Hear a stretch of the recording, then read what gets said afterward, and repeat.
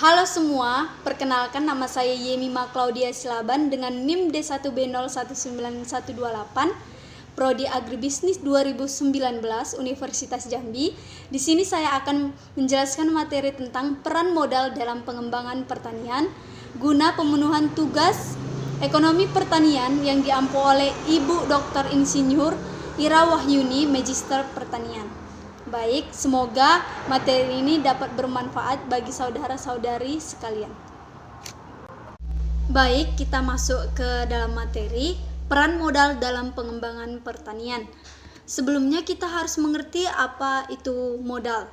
Modal menurut Yunus tahun 1981 adalah salah satu faktor penting untuk meningkatkan produktivitas usaha. Bahkan pemerataan pada akses modal atau kredit bagi semua golongan masyarakat diyakini sebagai salah satu alternatif untuk pemerataan pendapatan. Sedangkan menurut Gilarso tahun 1993, modal merupakan sarana atau bekal untuk melaksanakan usaha. Kemudian secara ekonomi, modal adalah barang-barang yang bernilai ekonomi yang digunakan untuk menghasilkan tambahan kekayaan ataupun untuk meningkatkan produksi. Selanjutnya masuk ke sumber daya modal. Sumber daya modal menurut Soekartawi tahun 1989 adalah barang-barang atau sarana yang dapat digunakan untuk menghasilkan barang lain. Misalnya uang, bahan mentah, mesin, perkakas, dan sebagainya. Sumber daya modal dibagi beberapa sumber daya, ada 6. Yang pertama menurut sifatnya, menurut fungsinya, menurut bentuknya, jenisnya, pemiliknya, dan sumbernya. Baik, menurut sifatnya terbagi menjadi 2, yaitu ada modal lancar dan modal tetap. Modal lancar adalah modal yang hanya dapat digunakan satu kali dalam proses produksi, seperti bahan baku dan bahan mentah. Yang kedua ada modal tetap. Modal tetap adalah modal yang dapat digunakan lebih dari satu kali dalam proses produksi, seperti mesin-mesin atau peralatan. Kemudian menurut fungsinya ada 2. Yang pertama modal individu dan modal masyarakat. Modal individu adalah modal yang digunakan oleh individu sebagai sumber pendapatan sekalipun pemiliknya tidak ikut dalam proses produksi, seperti pemilik taksi contohnya. Modal masyarakat adalah modal yang digunakan oleh masyarakat dalam menghasilkan barang dan jasa seperti kendaraan umum. Sedangkan menurut bentuknya ada 2 juga, modal abstrak dan modal konkret. Modal abstrak adalah modal yang tidak berbentuk fisik atau tidak berwujud, tapi sangat menentukan hasil produksi seperti contohnya keahlian seseorang. Sedangkan modal konkret adalah modal yang wujud fisiknya dapat kita lihat. Contohnya itu mesin-mesin. Selanjutnya menurut jenisnya. Menurut jenisnya ada 2 juga, modal sendiri dan modal pinjaman.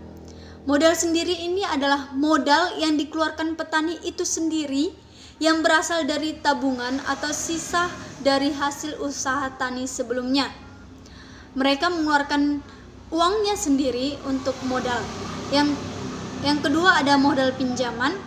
Modal pinjaman adalah modal yang didapat dari petani di luar pendapatan usaha tani. Pinjaman usaha tani yaitu berupa kredit formal dan kredit non formal dan kemitrausahaan. Selanjutnya, sumber daya modal menurut pemiliknya ada 2 juga, modal perseorangan dan modal masyarakat. Modal perseorangan artinya modal tersebut dimiliki perseorangan, dimiliki individu, misalnya gedung dan kendaraan. Yang kedua ada modal masyarakat, artinya modal tersebut dimiliki oleh banyak orang ataupun umum dan untuk kepentingan orang banyak, misalnya jalan dan jembatan. Selanjutnya menurut sumbernya dibagi 2, modal sendiri dan modal pinjaman. Modal sendiri adalah modal yang berasal dari pemilik perusahaan, misalnya saham dan tabungan. Sedangkan modal pinjaman artinya modal pinjaman dari pihak Baik, selanjutnya ada sumber daya modal berdasarkan bentuknya, ada uang dan ada barang. Selanjutnya, peran sumber daya modal di bidang pertanian.